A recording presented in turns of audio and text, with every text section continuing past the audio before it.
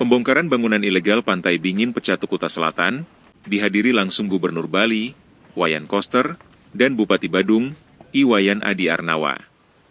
Koster menegaskan bahwa seluruh bangunan yang dibongkar berdiri di atas lahan milik pemerintah Kabupaten Badung yang terdaftar sebagai aset daerah. Kawasan tersebut merupakan zona hijau yang dilarang untuk kegiatan pembangunan. Koster meminta Bupati Badung agar menuntaskan pembongkaran ini sampai selesai, dan 48 bangunan usaha pariwisata yang ilegal harus dibongkar semua.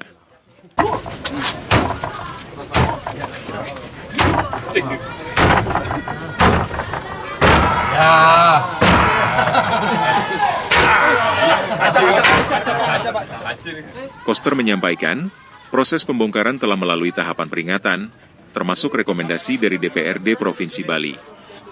Ia menekankan bahwa pemerintah tetap memikirkan nasib para pekerja dan warga sekitar, namun harus tetap dalam koridor hukum.